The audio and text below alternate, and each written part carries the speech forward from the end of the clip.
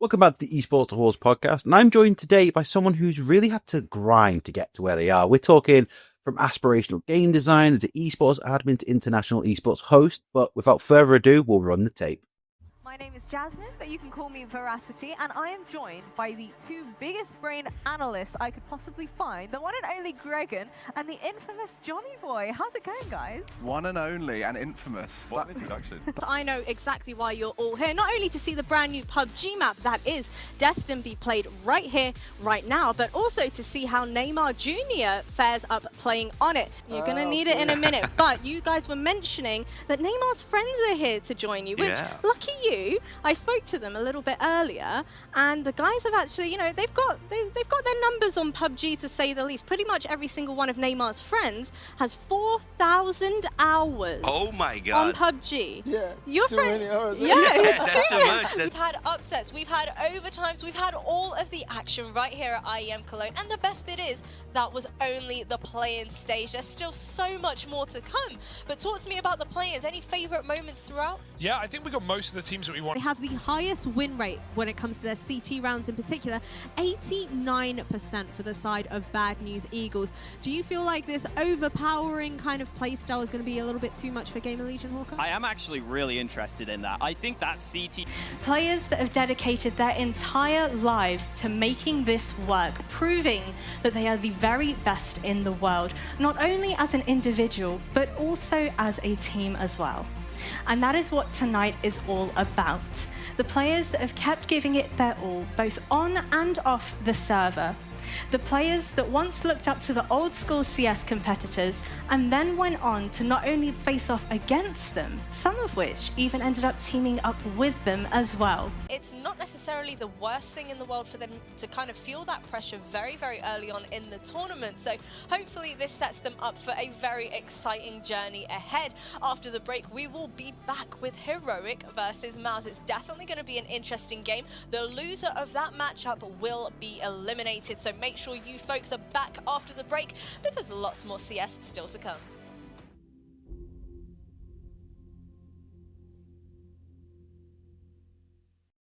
Yo, Jasmine, thank you very much for coming down. Do you prefer going by Jasmine or Veracity?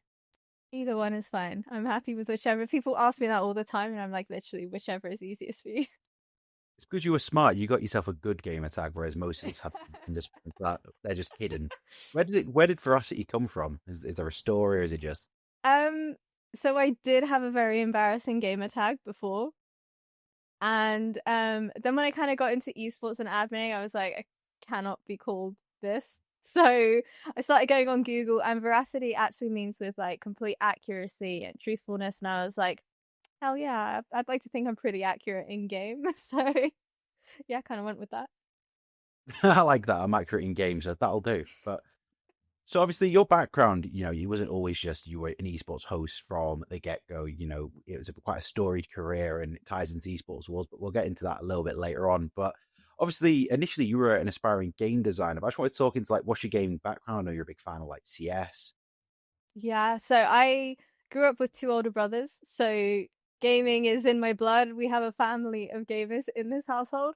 And I kind of always was fascinated by like playing games, understanding how they're made. And obviously the development we've continued to have in video games. Like I played on PS1s, Game Boys, you name it. And obviously it's just continued to improve in regards to, you know, graphics, gameplay, storylines as well. So yeah, I kind of set about understanding a little bit better what it is that makes games so incredible. And I ended up doing a computer science degree at university and studied game dev. So yeah, that was good fun. Yeah, I mean, I feel the whole family gaming thing, because I grew up with two brothers as well, and I had one of them when I was about 6 years old, eating up the dial-up internet playing RuneScape all night. For anyone wondering, that's the CEO of the Esports Awards now, so follow your dreams, kids. But if I remember right, your esports background, obviously you did a bit of admin and so on. Am I right in thinking you did some Insomnia-based work? Yeah. Yeah. My first ever adminning event, because again, I'm a very curious person. I'm way too curious for my own good. So I also was a huge esports fan. I would watch esports events all the time, particularly CSGO events. And I wanted to understand what it was behind the scenes that made the broadcast what it is that we see on the screen. And so, yeah, I kind of volunteered to admin an Insomnia event. I requested to be put on CSGO. I got put on Rocket League instead. And at the time, I didn't have the slightest clue about Rocket League. I was so confused. I didn't know anybody there. But you know what? I think it was the atmosphere of Insomnia, like socializing with loads of different gamers, met some CSGO people as well, and then went on to admin CSGO from there. So yeah, I love that because Insomnia kind of builds careers at this point because that's where I came from as well. I used to play in the league tournaments down in Birmingham over there. Ooh, okay, Yeah, nice. Mike was part of that as well. So again, really, it was like a brotherly like esports gaming like sort of career going on.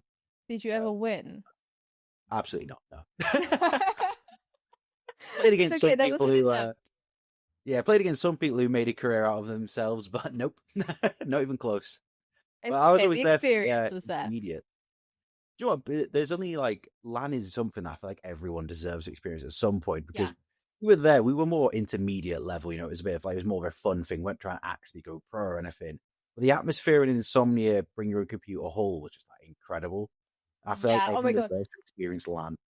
Dude, so I was a kid and my older brother, he went to Insomnia when it was, I think, at Newbury Racecourse, if I'm not mistaken. And he comes home from he's telling me all about it. I used to play like Source with him sometimes.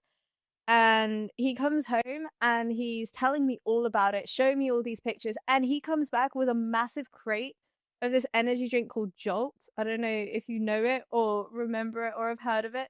But it's basically in the shape of a battery. You open it and it gives like the loudest pop sound.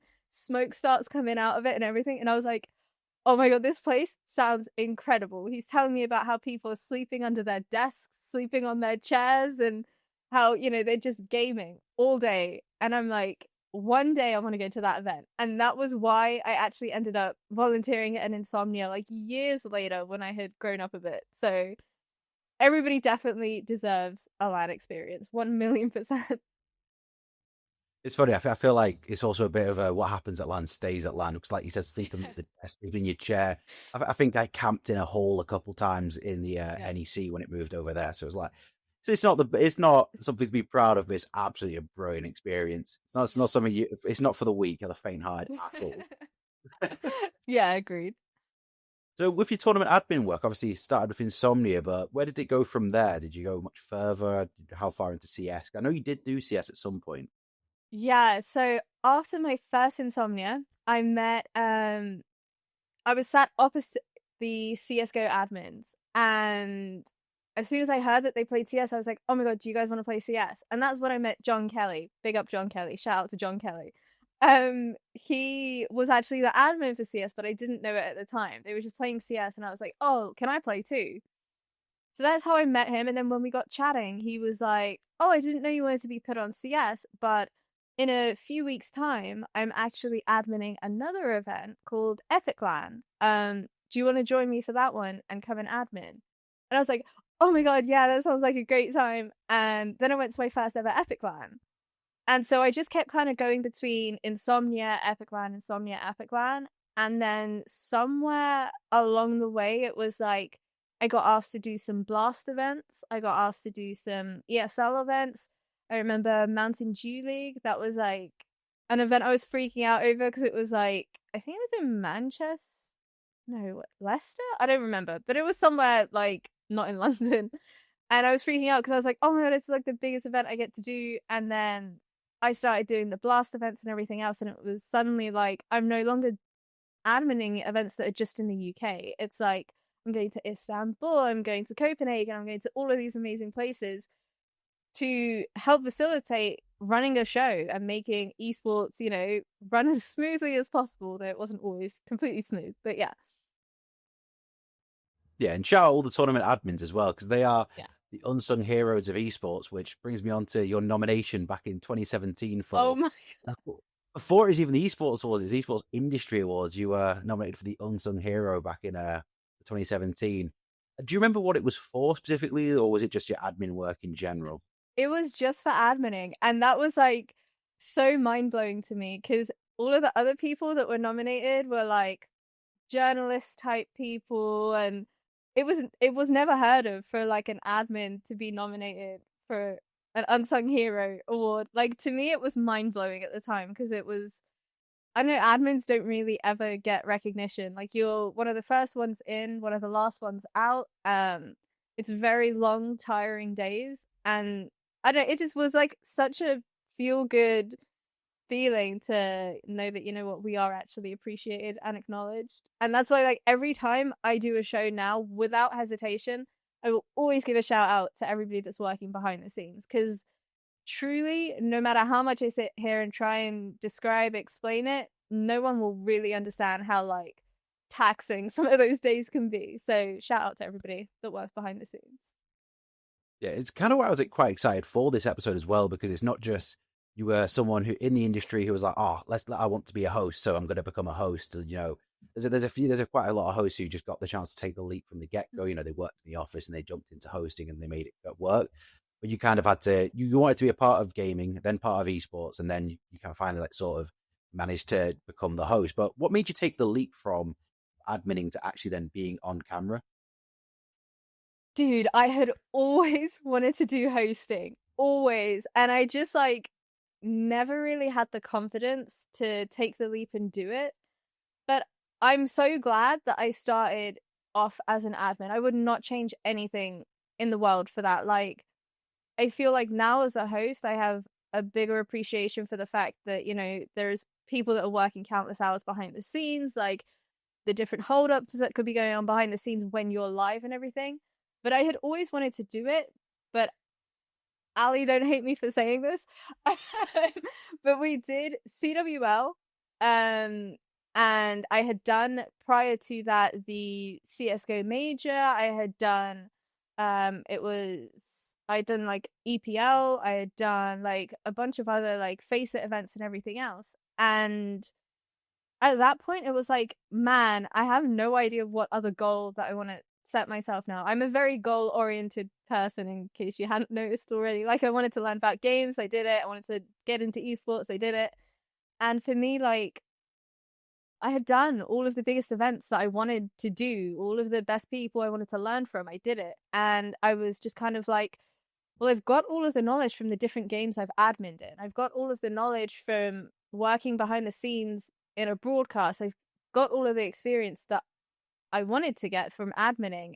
And once I feel like I've run out of goals, that's when I'm like, okay, maybe I should just try and do it and see what happens. So I like posted a tweet saying that I would love to try hosting, and Epiclan, again, shout out to Epiclan, reached out and they were like, you can come and give it a go at Epiclan.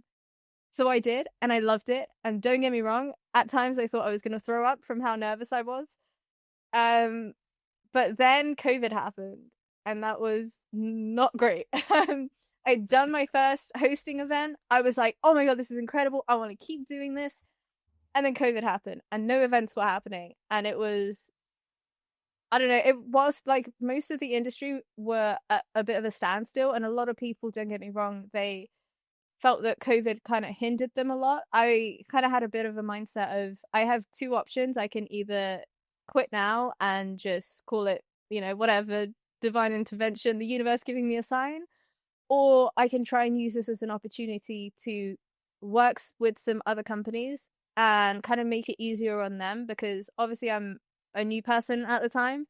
They don't have to take the risk of flying me out and all of this other stuff, because they would be remote broadcasts from home. So started reaching out to a bunch of people, and I kind of started slowly building up a portfolio of experience clients. So it was like, you know, working with ESL on a lot of events. I carried on doing the Epic Lands, Insomnia as well. So yes, step by step, by the time that COVID had kind of subsided, it was great, because then it meant that these companies that I've been working with online now know that I can do it, you know, in person, in an arena, in a studio. So yeah, that's kind of how that went.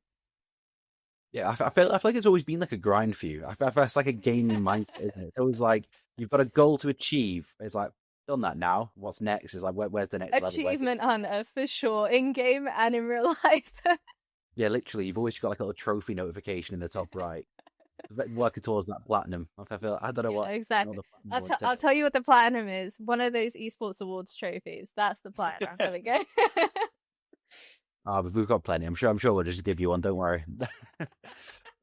In terms of hosting, have you ever had like any influences come out? Because there is an absolute wealth of experience out there, an absolute gulf of talent. Has anybody ever like stood out as like an influence to you, or like a mentor or an inspiration? Richard Lewis is incredible at what he does.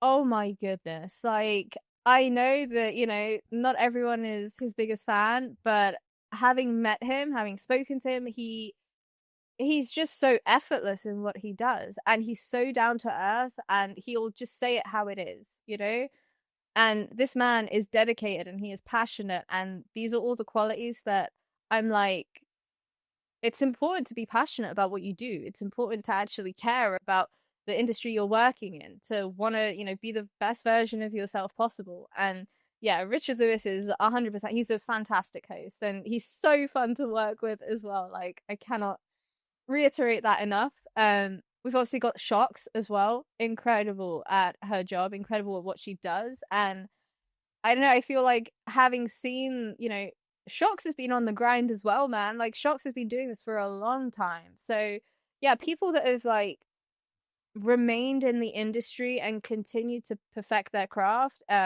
basically every single person that has ever done that. Yeah, obviously, Shocks. It was like what, season 2, season 3 League of Legends. She came out of nowhere doing the IEM bits, and then literally became the face of League for a year or two, just absolutely crushing it. And she like herself is now in CS, kind of going across the whole of esports. And Richard Lewis, I've had the pleasure of being like speaking to the guy quite a few times. He was on the Esports Wars panel for a long time, I remember. I've just always found him. He's ridiculously charismatic when he speaks. When he does his rambles. So great. He's so like. This is the thing, right? I think a lot of people have this like perception that certain people are only a certain type of way on camera. Richard Lewis, even when he's telling stories like to the group off camera, he is the exact damn same. Like, he could be telling you what he had for lunch, and it is the most entertaining thing ever. Yeah, he's just an absolute natural born storyteller. Yeah. Very charismatic guy. It's always a pleasure to speak to him. But he's always been very CS, and then he ventured into fighting games for a little bit. But obviously, you've done CS. You've done quite a few games. Yourself, you've done quite a few games now, haven't you? So I have to be horrible and ask, which one's your favourite to host? I knew this was... Why does everyone always ask me this question? I feel like it happens every... Gossip, that's why. Every time I'm working an event, the players from that esport will come to me and be like, so which one's your favourite esport to work on? And I'm like, come on, guys, don't put me through it. But honestly, there's two. I can't pick between the two of them. CS, because I've been playing CS since 1.6, Source, CSGO, CS2. I grew up playing CS. I freaking love the game so much. I'm obsessed with it. The community is great. The talent are fantastic. The players, the caliber of players that we have is astounding. And it's always a pleasure to speak to them every single time. And let's be real, CS, we put on some pretty damn good productions as well. So CS is obviously first, and also Rocket League. Now, I say this every single time, and people don't believe me every time I say it, because CS is like completely different genre of game. Rocket League, completely different player base, genre, what have you. Everything is complete opposites, but Rocket League, for me, the community is really what makes it. Like, the talent are so welcoming. They're so, arms open, like, we're in this together. If anything goes wrong, we'll work through it. The players themselves are so sweet, and they're so receptive to improving. And obviously, a lot of the Rocket League players don't have the opportunity to have media training, especially when in comparison to CS. So every time I get the opportunity to interview with them and chat to them and stuff, they're very receptive and like open to improving, the way they conduct themselves in interviews, media wise, everything. And honestly, Rocket League is so entertaining. It's one of those games that will have me yelling at my screen because I'm always on the edge of my seat. So yeah, CS and Rocket League. I'm actually glad to hear that, because I always say, like, my background's League of Legends, technically FIFA as well, but never the esports. But like, every boy in the UK plays FIFA, and that Rainbow Six. But I always say to people, the best games to watch are CS and Rocket League, and it's not even close. The atmosphere is always the best. Like CS at an IEM or a Blast, the crowd just going crazy for every single kill. Yeah. The pyros are going off everywhere. There's fire, flame, smoke, everything. Yeah. And then Rocket League, there's something about a LAN event for Rocket League. The bass when the ball hits a car or a wall, it just feels like so much more immersive. It's ridiculous. Yeah. So Dude, I always say- haven't yet experienced a Rocket League event in the UK. And everyone keeps saying it is exceptional. And I'm so excited because I'm going for the RLCS major, so I get to experience it very, very soon. I'm just hoping it delivers as well as people say it will. Yeah, you going to the one in Birmingham? Yeah, I'm doing interviews. Sweet. Who are you picking for that? Who are you fronting to win? I'm unbiased.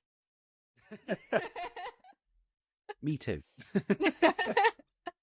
But yeah, honestly, Rocket League, the atmosphere, it's just always on another level. I've been to like League of Legends, I've been to League of Legends Worlds, 'cause that's the game of choice for me. But the events, they're always a brilliant production. They're always like a brilliant actual thing to be at. But the atmosphere just fades quickly, because it's like a chess match. A game can be won within 5-10 minutes, and no matter what the other team does, it's over.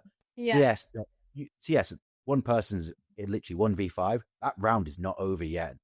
Just the hype whenever there's actual like a clutch or any reverse kind of sweep in CS, it's incredible. Yeah. You've always had the pledge of hosting those, so you're very well aware. But Adrenaline. in terms of hosting, yeah, when you're hosting an event though, it's like the audience is going crazy and like the atmosphere is electric. How do you get in the zone for that to then interview a player who's just come off a ridiculous win? They're full of adrenaline, they're excited, and you've got to like interview them and actually get answers out of them. It's so difficult. It's more difficult to actually be able to hear myself or like what the player is like responding, because sometimes the crowd are way too loud for you to even be able to hear what the player is saying. So that's why I always turn up like my earpiece so I can hear them properly. But honestly, I think a lot of the time it's so important to lean into the emotion that the player is feeling at that time. Like, I think it's the biggest mistake ever if a player has just, pulled off a 1v5 or like just come away with a victory or just come off the back of that match with a loss. In no way, shape, or form should we ever be trying to kind of force them to answer questions. If they're emotional, let them feel those emotions. Like, there is absolutely nothing wrong with that. So for me, it's just I kind of go at the pace that the player is comfortable with, and I kind of feel it out. I know that's probably not much help in my answer, but it's a lot of a gut instinct and like understanding kind of the pace that the player wants to respond at and how they might be feeling. Because a lot of the time, if they've just come off the back of a win, they're so preoccupied with trying to celebrate with their teammates, and I think it's important to let them have that moment. Yeah, absolutely. And obviously, being an esports host, we've spoken about the glamour side of it, but it doesn't come without its challenges. There's the highs and lows of traveling around the world. It's great to see places, but it's constantly being exhausted, jet lagged, and obviously you again got to balance work with personal life, because you're always everywhere. You've got to be available for events. And I just wanted to ask you questions like, how do you deal with sort of the highs and lows of being a host? It's great being on the ground, it's great being an audience, but then when you have to come back to reality, and it's just absolutely exhausting. It's so difficult. I'm gonna keep it real with you. Like, this is one thing that I feel like not a lot of talent really speak about. You come off the back of a great event, the energy is electric, you're around all these incredible people, you're having the best time ever. But then when you come back home, for me at least, I've spoken to quite a lot of talent about this as well. And the weird thing is that a lot of people feel like this. We just don't talk about it. But you kind of just sit in your room at home, and I'm like, now what? Like, nothing else really kind of gives me that same adrenaline, excitement, passion. Nothing else really helps with that. So I just kind of end up, I'm a workaholic, I guess. Just going back to playing video games, making sure that, I'm trying to spend time with my friends as much as possible. And I know I feel like maintaining those relationships and connections when you are, kind of, I could get a message telling me that they need me to fly out tomorrow, and I just kind of got to drop everything and be okay with doing that. So it's not without great difficulty. Yeah, now I can imagine, and just being able to like, drop everything at like the drop of a hat is just it's a crazy side of it, but it's always worth it. Do you have any memorable like fan interactions when you're there on the ground? I've spoke about players, the atmosphere, but have you ever had any like fans coming up to you afterwards, just wanting a picture to talk, or any good stories? At Elisa Masters Espo, um, we did like a fan signing session, and I remember saying to Richard Lewis and Thorin, I was like, bro, no one's gonna show up to this signing session. Like, why is anybody gonna want my signature? And it was the most surreal feeling ever, because there were so many people that recognized me from the year before, and they were like, oh my god, we're so glad to have you back. Like, how have you been enjoying this year? You did great last. And I'm just like, oh my god, not only do you want my autograph, but you've also remembered me from last year. So yeah, that was like a nice feeling, because it was like, okay, these people actually do care. It's not just like hurry up and say what you gotta say and get off my screen kind of feeling.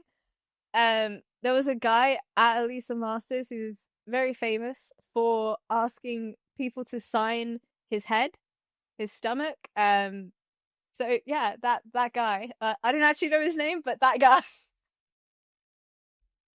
Shout out to the guy who's got every secret in every various place for you. But sadly, we are a little strapped for time. But a question I always like to ask, because it's a question that you always see around. And essentially, if someone came to you and said to you, I'd like to pursue a career in esports," what advice would you have for them? Just start. Like, I know it sounds ridiculous, but just start. Because like, if you're sat there and you're saying, oh, I will start when I reach this point in my career, or when I achieve this, you'll realize that more and more time will go on, and before you know it, this time never actually comes. So your best bet is to just start in any way, shape, or form that you can, no matter how small of a role it might be, is to just start. Because once you get that ball rolling, that's when it will snowball, and that's when you'll be so thankful and so glad that you did take the first step to put everything into motion.